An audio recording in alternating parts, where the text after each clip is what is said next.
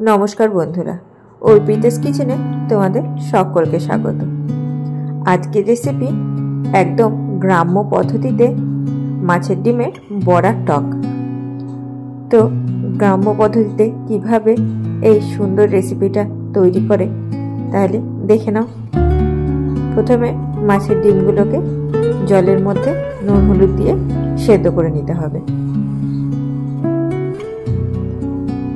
देखो आमादेर माछेर डिमगुलो खूब भालोभाबे सेদ্ধ हये गेछे।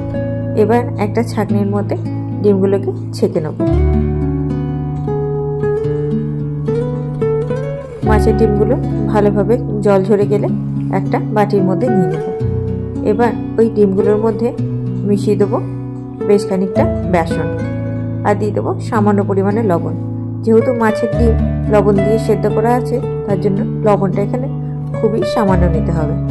এবার খুব ভালোভাবে মাছের ডিমগুলো বেসনের সঙ্গে মিশিয়ে নেব। খুব ভালোভাবে মাখাবো। মাখিয়ে এরকম একটা নরম ডোয়ের মতন তৈরি করতে হবে। দিয়ে বড়ার আকারে আমি তৈরি করে নেব। একটু করে গোল করে নিয়ে মধ্যে থেকে চ্যাপটা করে নিলে ছোট্ট ছোট্ট বড়ার আকারে তৈরি হয়ে যায়। এদিকে একটা বাটির মধ্যে আমি কিছুটা পরিমাণে তেঁতুল নিয়ে নিয়েছি। তেঁতুলটাকে জলের মধ্যে আমি ভিজিয়ে রেখে দেবো।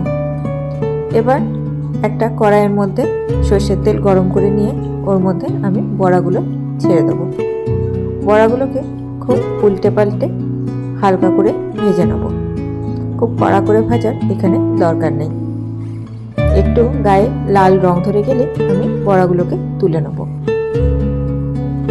আর একসঙ্গে অনেকগুলো বড়া ভাজতে যাবেন না, তাহলে কিন্তু বড়াগুলো ভেঙে যাওয়ার চান্স থাকে। দেখুন আমার বড়াগুলো কত ভালোভাবে লাল লাল করে ভাজা হয়ে গেছে। আমার সব বড়াগুলো এখানে ভাজা হয়ে গেছে। এবার ওই তেলের মধ্যে আমি দিয়ে দিলাম 5 ফোড়ন আর চিড়ে রাখা কাঁচা লঙ্কা। কাঁচা লঙ্কাটা ভালোভাবে ভাজা ভাজা হয়ে গেলে দিয়ে দেবো কুচিয়ে রাখা পেঁয়াজ। পেঁয়াজটাকে খুব ভালোভাবে ভাজা ভাজা করব, একদম লাল রং ধরা পর্যন্ত।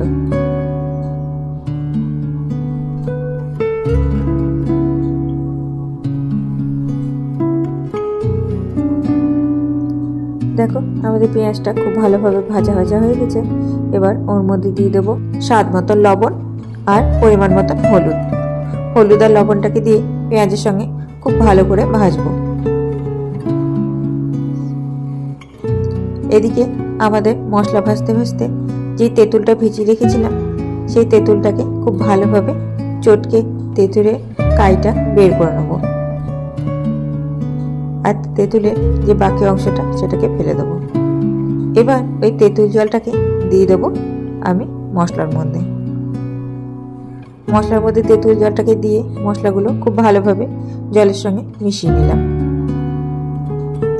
এবার ঝোলটা ফুটে উঠলে দিয়ে দেবো আমি আগে থেকে ভেজে রাখা মাছের ডিমের বড়াগুলো।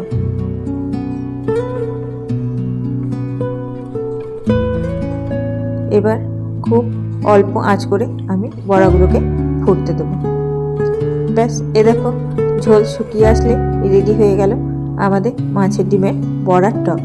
দেখলে তো তাহলে কত সহজ পদ্ধতিতে এই রান্নাটা তৈরি হয়ে গেল। তোমাদের যদি এই রান্নাটা ভালো লেগে থাকে তাহলে প্লিজ বাড়িতে একবার ট্রাই করে দেখো। আর আমার চ্যানেলটাকে লাইক শেয়ার সাবস্ক্রাইব করে আমার পাশে থেকো। Thank you.